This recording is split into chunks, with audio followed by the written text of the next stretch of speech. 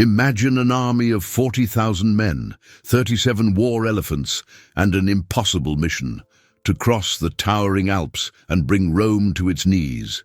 This is the story of Hannibal Barca, the military genius who challenged the greatest empire of antiquity, and nearly won. The year is 218 before Christ. As Rome aggressively expands its dominion across the Mediterranean, a young Carthaginian swears vengeance against the rising power. Hannibal Barca wasn't just another general, he was a visionary strategist who rewrote the very rules of warfare. Picture this. While most commanders of his time fought battles according to ancient traditions, Hannibal mastered the art of psychological warfare, turning Rome's strengths into fatal weaknesses. He understood that to defeat the mighty legions, he needed to do the unthinkable, attack them where they least expected, from the treacherous northern mountains where no army had dared to venture before. His journey is more than a military campaign. It's an epic saga of courage, betrayal, and a burning hatred that would shape the destiny of the ancient world.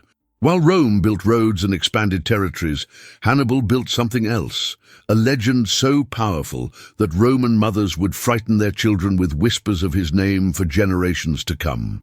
What drives a man to such extraordinary lengths? What childhood oath could fuel such determination? And how did this single commander manage to terrify the most powerful civilization of his time for more than 15 years?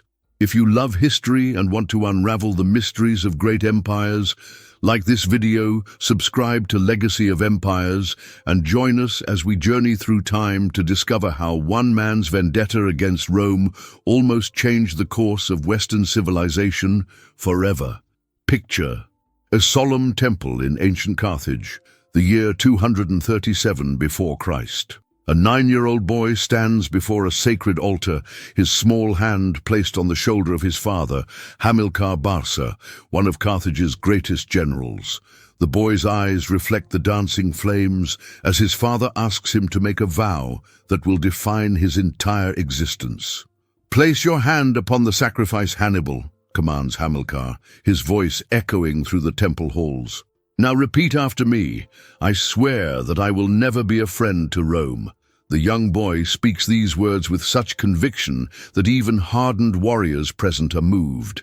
What Hannibal didn't know in that moment was that this childhood oath would ignite a lifelong mission that would shake the foundations of the ancient world. This was no ordinary childhood. While other boys played with wooden swords, young Hannibal was already learning real military tactics from his father's mercenaries. Fierce Numidian horsemen from North Africa, skilled Balearic slingers who could shatter skulls from impossible distances, and veteran Iberian foot soldiers hardened by countless battles. By the age of 11, Hannibal was begging his father to take him on military campaigns. And remarkably, Hamilcar agreed, seeing in his son the ferocity and intelligence needed to continue his vendetta against Rome. The boy who should have been learning poetry and mathematics was instead studying battlefield formations and the art of ambush. What's truly fascinating is how Hannibal's education extended beyond just warfare. He learned multiple languages to command his diverse armies. He studied hunting with local trackers, mastering how to read terrain and animal behavior, skills he would later use to outmaneuver Roman legions. The young Carthaginian even received lessons in poisoncraft, learning which natural toxins could weaken enemies or contaminate water supplies. All this preparation had one singular purpose: to fulfill that childhood oath and bring vengeance upon Rome for Carthage's humiliating defeat in the First Punic War. The Romans had stripped his homeland of its naval power, its territories, and its pride, forcing Carthage to pay crushing tributes that bled the once mighty empire dry. When Hamilcar died unexpectedly on campaign, 16-year-old Hannibal stood over his father's body and renewed his oath. The hatred that began in a child's heart had now hardened into the unbreakable resolve of a young man. Rome had created its own worst nightmare, a military genius whose entire existence was dedicated to its destruction. In the autumn of 218 before Christ, Hannibal Barca attempted what military experts of the time considered utterly impossible. He led an army of 40,000 men, thousands of horses, and 37 war elephants toward the imposing snow-capped Alps, mountains so treacherous that even experienced local guides feared them. This wasn't just a military maneuver, it was an act of strategic audacity that would forever change the rules of warfare. But why would any commander choose such a seemingly suicidal path? The Romans were asking themselves this very question, and that was precisely Hannibal's advantage. You see, Rome had expected Hannibal to attack from the sea, the logical approach. They positioned their fleets accordingly, ready to intercept any Carthaginian ships. They never imagined an attack would come from the north, through mountains they considered nature's perfect shield. The Roman Senate felt so secure about their northern frontier that they'd sent their main armies to Spain and Sicily, leaving northern Italy virtually undefended. The journey was brutal beyond imagination. As Hannibal's massive force wound its way through increasingly narrow mountain passes, local Celtic tribes launched ambushes from above, sending boulders crashing down on the Carthaginian columns. The path sometimes narrowed to just a few feet wide, with sheer drops of thousands of feet on one side. One misstep meant certain death. Then came the cold, an enemy Hannibal's African and Spanish soldiers had never faced before. As they climbed higher, temperatures plummeted below freezing. Men and animals began to die from exposure. The smooth-soled sandals of Hannibal's infantry offered no grip on icy slopes, causing countless soldiers to slip to their deaths. Perhaps the most remarkable aspect of this crossing was how Hannibal handled the famous problem of moving elephants across the Alps. These massive war beasts, unaccustomed to cold, refused to move forward on the narrow, icy paths. According to ancient accounts, Hannibal employed an ingenious solution. His men would heat vinegar until it boiled, then pour it onto large rocks blocking their path. The heat caused the rocks to crack and split, clearing the way for the reluctant elephants. Food supplies dwindled dangerously. Hannibal's men resorted to eating their pack animals, and then, in desperation, their cavalry horses. The Carthaginian general kept morale from collapsing through sheer force of will. At one critical moment, when his army was ready to turn back, he reportedly led them to a vantage point, showing the lush plains of northern Italy below, telling them, "Beyond those peaks lies not just our enemy, but our salvation." After 15 days of unimaginable hardship, Hannibal descended into Italy with what remained of his force, just 20,000 infantry and 6,000 cavalry. All but a few elephants had perished. He had lost half his army without fighting a single major battle. But Hannibal knew something the Romans didn't. Victories aren't won by numbers alone, but by positioning, surprise, and psychological impact. By emerging from the Alps, a feat Romans considered impossible, he had achieved something beyond military calculation. He had created a legend. Word spread like wildfire through Italy. Hannibal had crossed the uncrossable. Fear gripped Rome's allies as they realized this was no ordinary enemy. The genius of Hannibal's Alpine crossing wasn't just that he made it through. It's that he transformed what should have been a devastating loss into the foundation of his psychological warfare against Rome. He hadn't just survived the mountains, he had weaponized them. August 2nd, 216 before Christ. The sun rises over the plains of Cannae in southern Italy, revealing two armies preparing for battle. On one side stands Rome's mightiest force ever assembled, 80,000 infantry and 6,000 cavalry, led by consuls Lucius Aemilius Paulus and Gaius Terentius Varro. Their mission, to crush Hannibal Barca once and for all. On the opposing side, Hannibal surveys the battlefield with his remaining 40,000 men, outnumbered nearly 2-1. The Romans are confident, even jubilant. After all, how could such a massive Roman force possibly lose? What they didn't realize was that they were about to walk into the most perfect trap in military history. As the morning progressed, Hannibal positioned his troops in an unusual formation.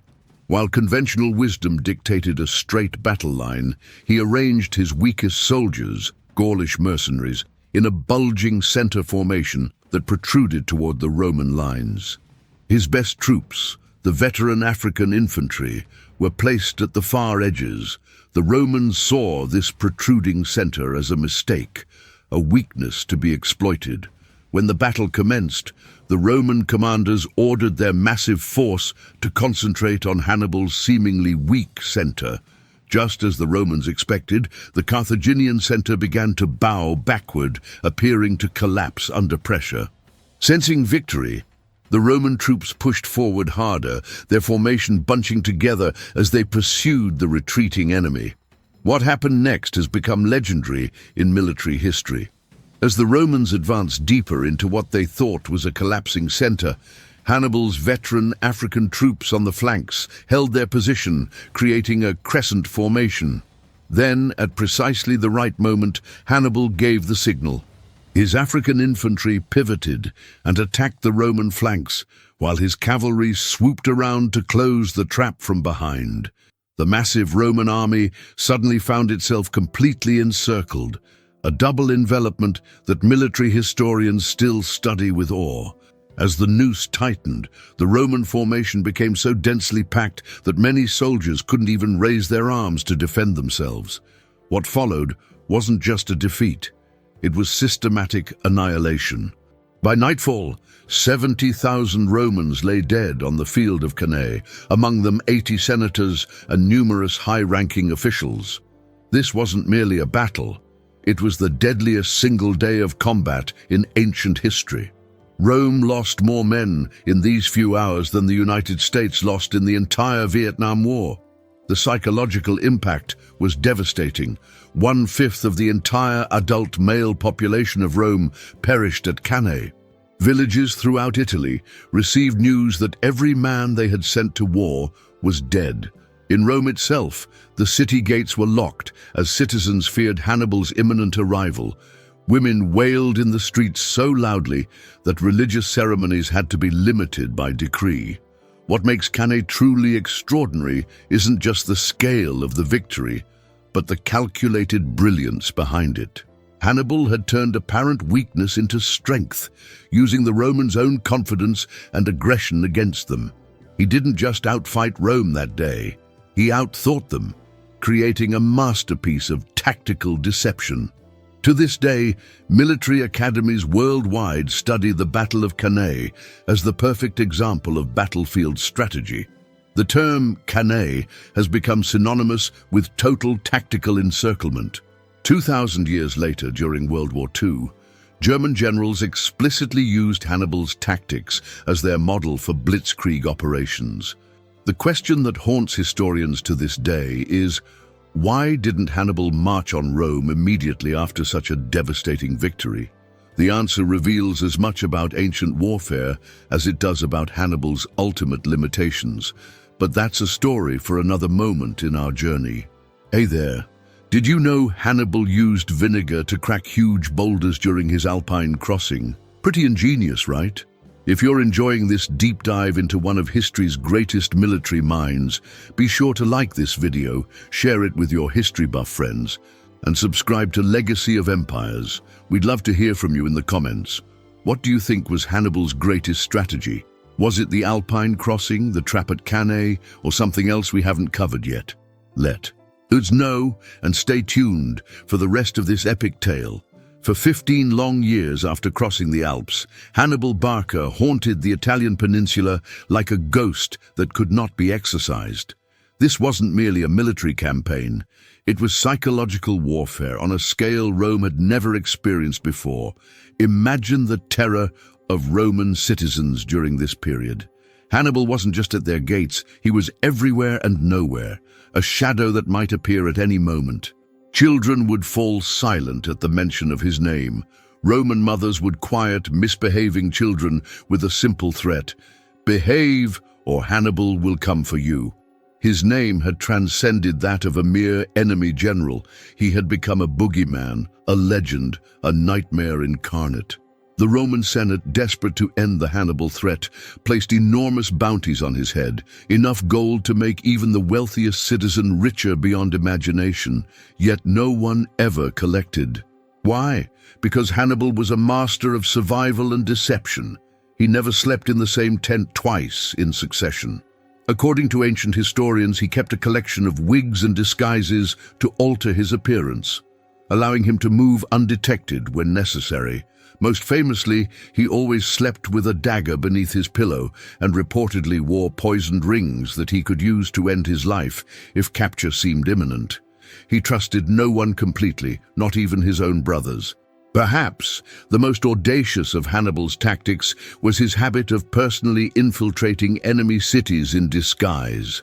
On one documented occasion, he entered a Roman allied city wearing a Gaulish wig and disguised as a merchant to gather intelligence. The citizens he casually spoke with had no idea they were sharing information with the most wanted man in the ancient world. Hannibal understood that fear could be weaponized. After the Battle of Lake Trasimene, where he ambushed and destroyed another Roman army, he did something extraordinary with his prisoners. Instead of executing all Roman captives, as was common practice, he selectively released some to return to Rome with tales of his power. These carefully chosen messengers spread terror more effectively than another 1,000 soldiers could have. He also employed psychological tactics on the battlefield. Before one engagement, he ordered his men to build hundreds of campfires across a wide area at night, far more than his actual numbers required, creating the illusion of a much larger force. The opposing Roman general, intimidated by this display, delayed his attack, giving Hannibal precious time to strengthen his position. Perhaps the most fascinating aspect of Hannibal's psychological campaign was how he treated the territories he conquered. Unlike most invaders who plundered indiscriminately, Hannibal often spared Italian towns that surrendered, proclaiming that he had come not to fight Italians, but to liberate them from Roman oppression.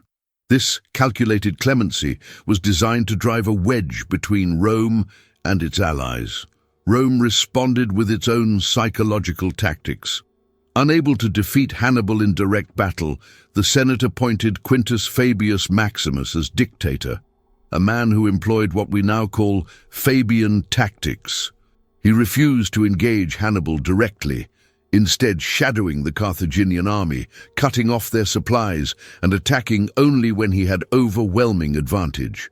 The Romans mocked Fabius as the delayer, but his strategy slowly began to work. As the years stretched on, Rome learned perhaps the most important lesson of the war. They couldn't beat Hannibal at his own game, but they could outlast him. Carthage, distracted by politics at home and wars elsewhere, gradually reduced its support for Hannibal's Italian campaign. His forces dwindled through attrition, even as he continued to win nearly every battle he fought. The man Rome feared became a legend in his own lifetime, so much so that even centuries later, Roman historians wrote of him with a mixture of hatred and reluctant admiration. One Roman writer summed up the Carthaginians' impact perfectly: "We hate him, but we cannot help but marvel at him." The greatest enemy Rome ever faced was not defeated by Roman legions, but by politics and betrayal from his own homeland. The fall of Hannibal Barca reveals perhaps the most tragic irony of his remarkable life. By the year 203 before Christ, Hannibal had accomplished the seemingly impossible. For 15 years, he had maintained an army on Italian soil, winning battle after battle against the most powerful military force in the Mediterranean. Yet victory remained elusive for one crucial reason: Carthage had abandoned him. While Hannibal fought in Italy, the political landscape in Carthage had shifted dramatically. The merchant aristocracy, longtime rivals of the Barca family, had gained control of the Carthaginian Senate. These wealthy nobles feared that if Hannibal returned triumphant from his campaign against Rome, his popularity would allow him to seize control of the city. And so, in one of history's most short-sighted decisions, they deliberately withheld the reinforcements and supplies he desperately needed. Back in Italy, Hannibal watched helplessly as his army dwindled. The Romans, learning from their earlier defeats, had adopted a strategy of avoiding direct confrontation while targeting Hannibal's allies in southern Italy. Meanwhile, the brilliant Roman general Scipio had taken the fight directly to Carthaginian territory in North Africa, threatening the city itself.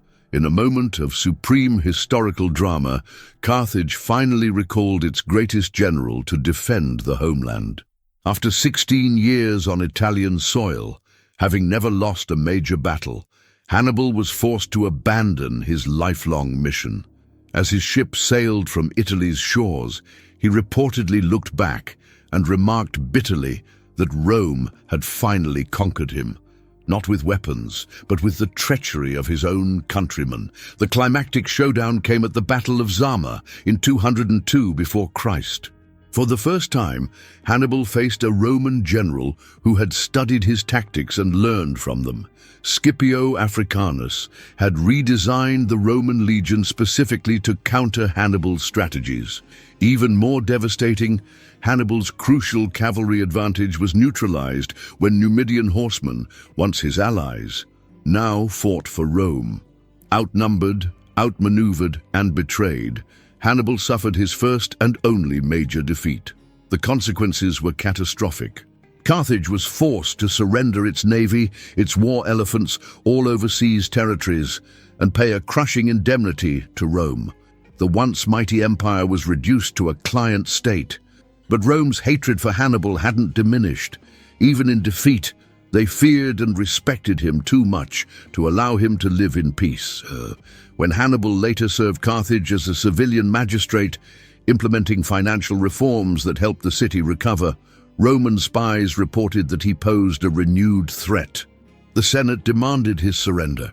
Fleeing his homeland at age 63, Hannibal spent his final years in exile, serving as a military advisor to Eastern kings who fought against Roman expansion. He designed cities, advised on naval strategy, and even helped create libraries. Yet Rome's vengeful reach extended across the known world. Assassins and bounty hunters tracked his movements from court to court. The end came in the small kingdom of Bithynia in Asia Minor, around the year 183 before Christ. Learning that his host, King Prusius, had agreed to surrender him to Roman forces, the 70-year-old Hannibal chose his final act of defiance. He had always carried poison in a ring for this very moment. As Roman soldiers surrounded his villa, Hannibal spoke his legendary final words: "Let us relieve the Romans from their long anxiety, since they think it too long to wait for the death of an old man." He then consumed the poison, denying Rome their final victory over him.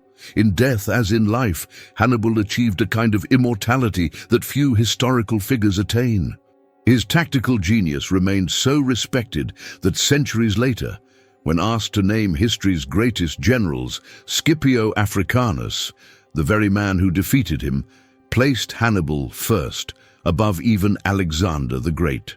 Rome ultimately destroyed Carthage, salting its fields so nothing would grow again. But they could not destroy Hannibal's legacy. To this day, military academies worldwide study his strategies. His name remains synonymous with tactical brilliance, indomitable will, and the tragic figure of a man who came so close to changing the course of Western civilization. Hannibal Barca transformed warfare forever, leaving a legacy that transcends the battles he fought. While he ultimately lost the war, his impact on military strategy proved permanent. Rome, his sworn enemy, became his greatest student. The same Roman legions that finally defeated him would go on to conquer the known world, using tactical innovations they had learned from him. Even in defeat, Hannibal shaped the empire that destroyed his homeland. But perhaps the most profound lesson from Hannibal's extraordinary life isn't about military tactics. It's about the double-edged nature of unwavering determination. The childhood oath he swore at 9 years old shaped every decision he made for the rest of his life. That single-minded commitment led him to accomplish the impossible, crossing the Alps, defeating Roman armies that outnumbered his own, and striking fear into the heart of an empire for 16 years. Yet that same unyielding resolve ultimately contributed to his downfall. By refusing to compromise or negotiate when his position was strongest after Cannae, Hannibal may have missed his best chance to secure favorable terms for Carthage. His lifelong hatred of Rome became both his greatest strength and his fatal weakness. The story of Hannibal forces us to confront uncomfortable questions about human nature. When does dedication become obsession? At what point does our commitment to a cause blind us to other possibilities?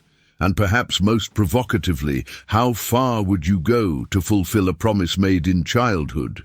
What's truly fascinating is how differently history might have unfolded if Hannibal had succeeded. Rome's destruction might have prevented the rise of the Roman Empire as we know it. Latin might never have become the foundation for Romance languages. The spread of certain cultural and legal systems might have taken entirely different paths. When we study Hannibal, we're not just examining the life of one remarkable general, we're glimpsing alternate histories that might have been. If you've enjoyed this journey through one of history's most captivating military stories, please hit that like button and share this video with friends who appreciate great historical narratives. Subscribe to Legacy of Empires for more deep dives into the figures and events that shaped our world.